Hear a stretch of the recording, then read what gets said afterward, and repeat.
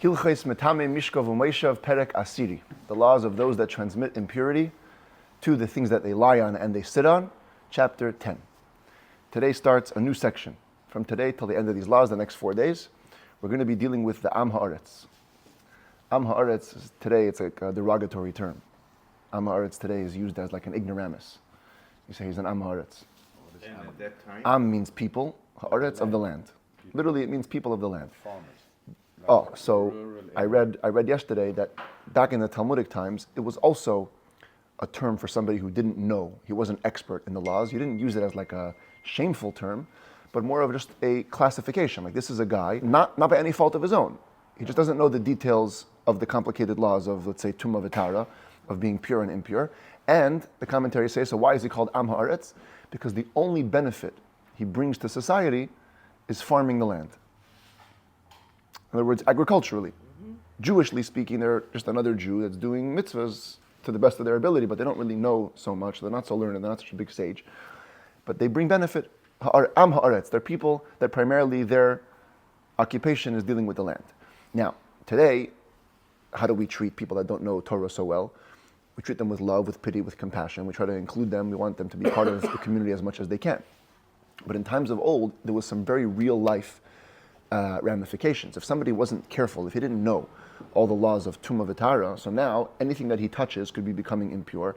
If you start dealing with him, you're going to be becoming impure. You can't risk that because there's too many consequences from that. So therefore the sages came and they basically made laws for how to treat an Am Ha'aretz, to the degree that they gave them a certain level of impurity.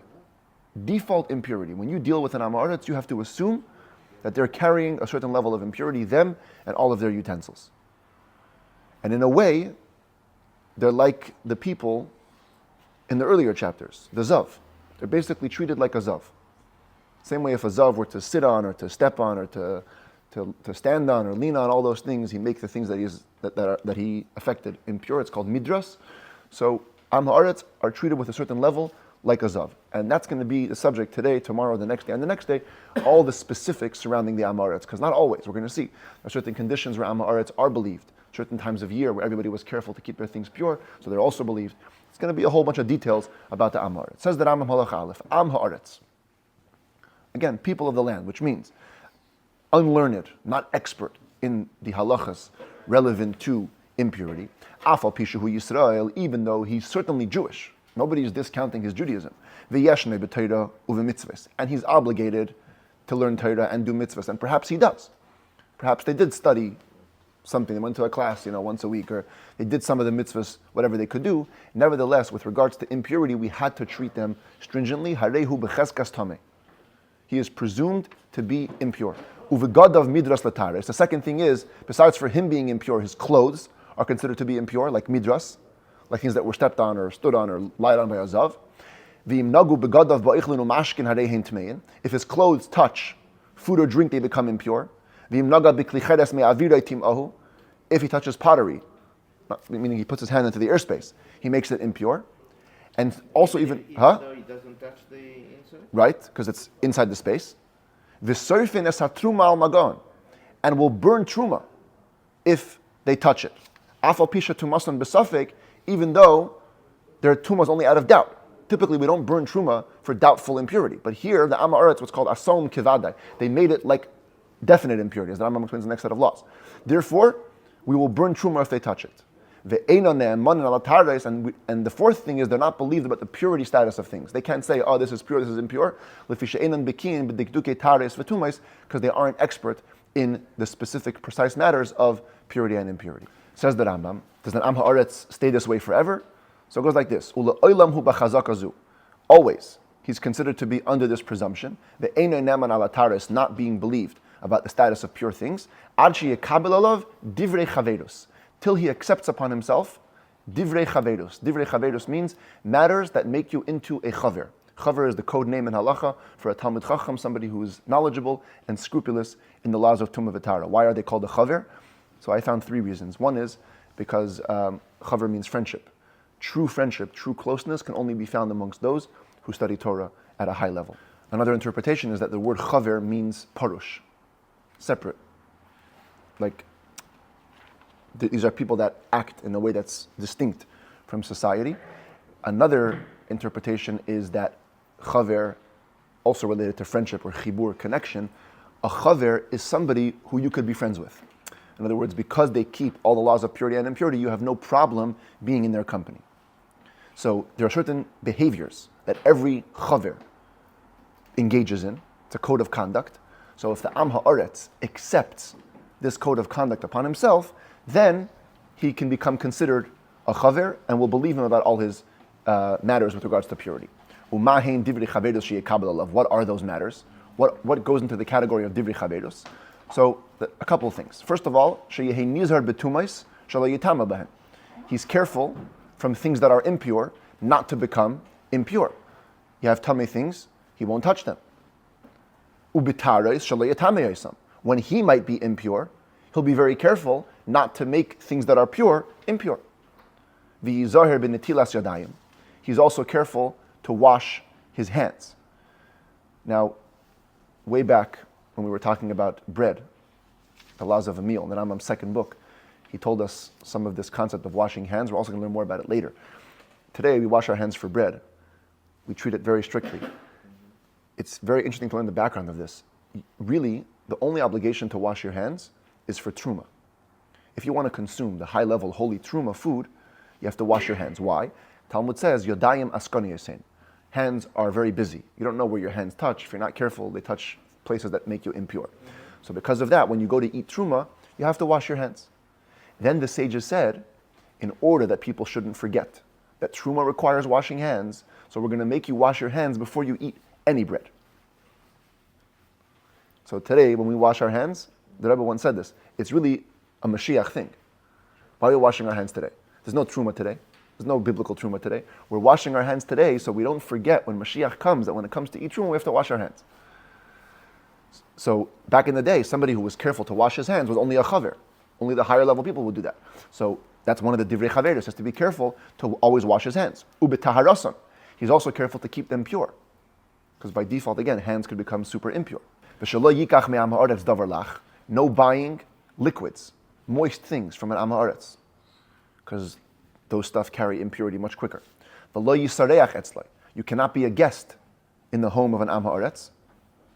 Why? Because then in Am Ha'aretz's house, things are very easily made impure. If you become impure, you walk into your own house, you'll make things impure in your own house. So all chavers never were guests at Am Ha'aretz's. And a chaver also wouldn't let an Am Ha'aretz be a guest in his home if he was going to wear his own clothing. Because again, the Am Ha'aretz's clothing is considered to be impure. It's impossible to be careful to keep it pure. So they wouldn't let him in. If he would agree to change clothes and put on the chaver's clothes, then they would let him in. Even though the body of the Am Ha'aretz carries an impurity, you could be careful not to touch somebody's body. But it's very hard to be careful to touch somebody's clothes. So these things are the divrei chaveros. And if an Am Ha'aretz wants to become considered a chaver, he must take all these things upon himself. Halacha bey is habal lekabel divrei chaveros. Chutz midavar echad mehen. If somebody wants to accept upon himself this code of conduct, but he doesn't like one of the things. It's like, I don't want to be careful with washing my hands. Ein mekabel, I say, we don't accept it. It's an all or nothing. Either you're 100% in or 100% out. Once we see an Am Ha'aretz, who we knew previously to be an Am Ha'aretz, but now we see him in his home, he's behaving under the code of conduct of a chaver, we will actually accept him right away as a chaver, because he's doing all the bottom line things that he has to do. And then we'll go teach him all the details of Tumah V'Tara.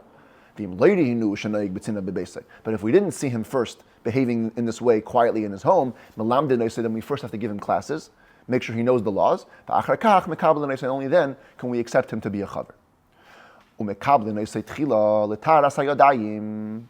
There are stages though. We can accept him first with regards to just keeping his hands clean. Let's say we just see him do that. That's enough. Because the whole idea of people that wanted to stay away from impurity and wanted to eat everything that they had in a state of purity was mainly affected by hands that are impure. Someone's hands are impure, you don't know where they're touching, everything becomes impure.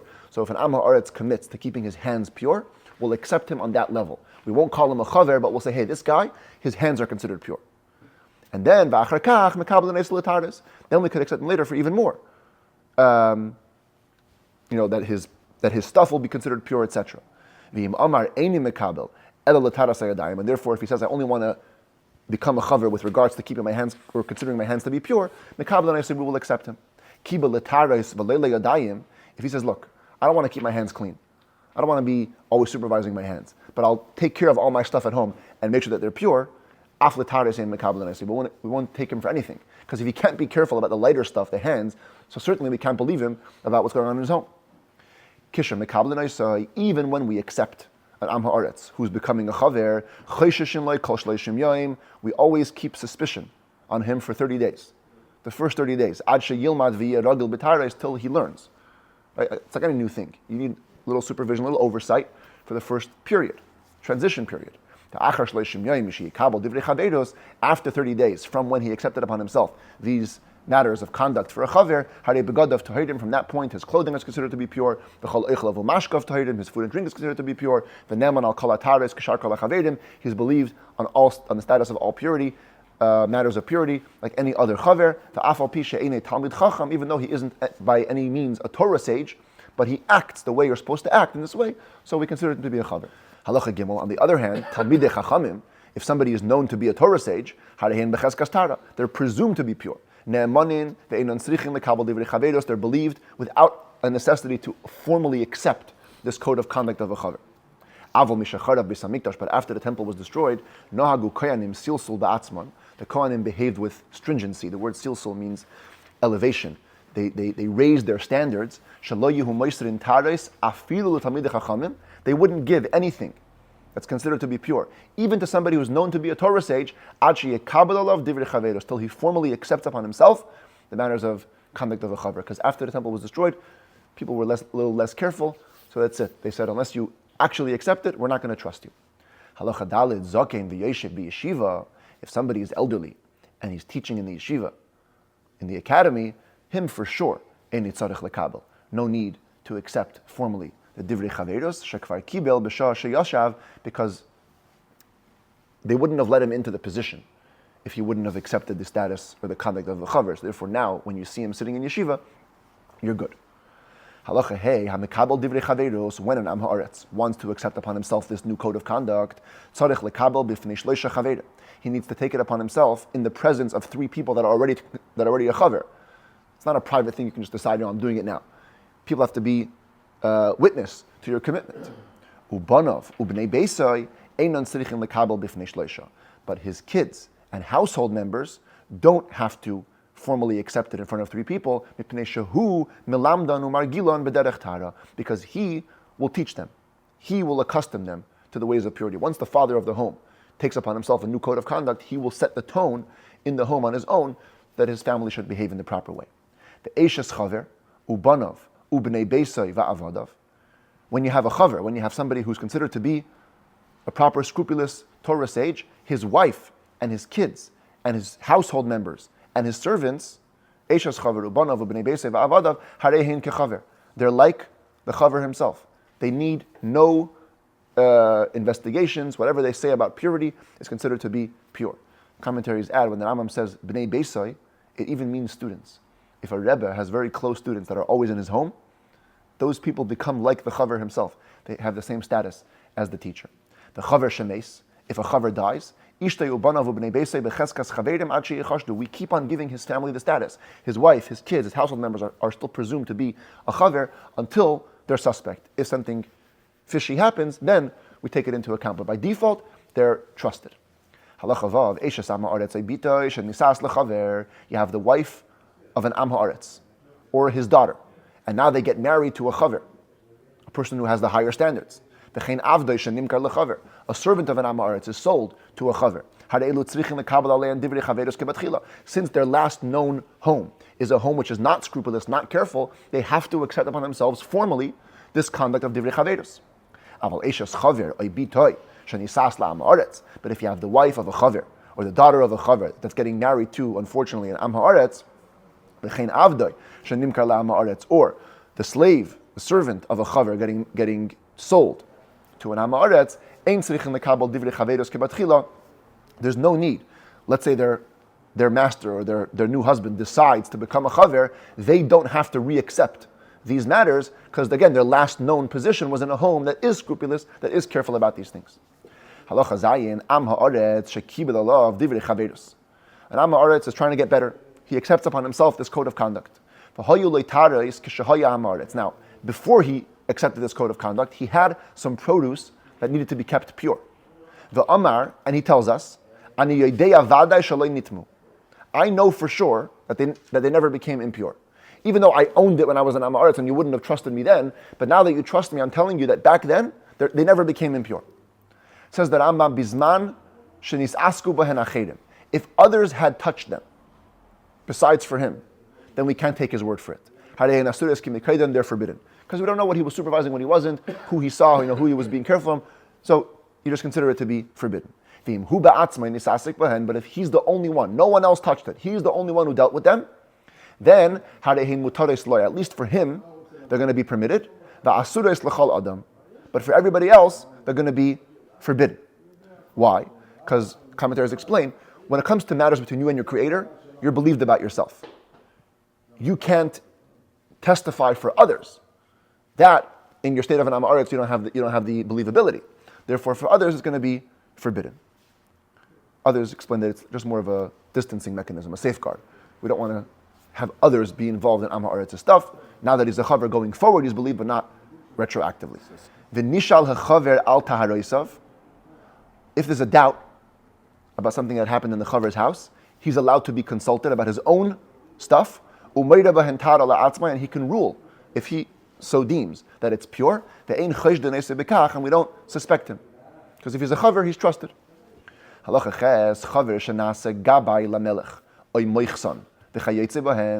chaver becomes a tax collector for the king, there were two types of tax collectors. One is called a gabai. A gabai means you just do the job. You're just a collector. And you would get a salary for your collection. Moiches actually means you lease the rights to the taxes. It's like an interesting concept. You basically told the king, I'll pay you, and I'll collect, and some years it'll be more, some years it'll be less, but I lease the rights to the taxes. The point, but either way, he's collecting taxes. So, as was well known in Talmudic times, tax collectors were not considered the most trustworthy people. They loved to cut corners and get a little more money if they could. So if a chaver engages in this job, we reject him from his status of being a chaver. It's a bad look. Even though, by the way, when it comes to the laws of testimony, in the Rambam's last book, he tells us that a gabai, who's just collecting on salary, is believed for testimony. A moiches is never. But a gabai is believed, nevertheless, for a chaver, higher standard. If you engage in any of these positions, we push you away. Perish mimaisav harayim. Even if he quits his negative ways, hareu kechal adam. Once he's been rejected, start again. You're back to square one like anybody else. He has to accept upon himself the behavior of a chaver, the conduct, to begin with. Halacha tes, am haaretz shekibel alav divrei chaveros v'nechshad l'davar echad. If an am haaretz took upon himself the code of conduct, and then all of a sudden we see him being lenient in one thing, he becomes suspect. Einay chashud ela lo yisei davar. It doesn't mean we take away his status. He's only worried for that thing. V'chol chashud l'chamor nechshad alakal. However, if you're suspect over something stringent, we're automatically going to suspect you for something lenient. Lakal lo nechshad l'chamor. But if you're only suspect something lenient, doesn't mean you're not keeping the stringent things. By the way, there's some debate in the commentaries what's called stringent and lenient. Some say if it's biblical or rabbinic. Some say how strict the punishment is. Some say what people consider to be strict and lenient. Everyone has their red lines. Halacha yud chaver shenechshad al taharos. If a chaver becomes suspect over the status of purity, we find out that he sold impure foods under the presumption that they're pure. Now he's never believed again. Till we know that he did complete tshuva. That's very, very rough stuff. You don't go selling impure things under the fake pretense that they're pure. Halacha Yud Aleph. If somebody is suspect over shmita fruit, which has to be eaten in a very holy way, or truma fruit, and there's a little suspicion on you that you sold them under the pretense of being chulin, of being regular, he automatically becomes suspect over the status of purity as well. Because once somebody becomes suspect over biblical things, he's automatically suspect for rabbinic things.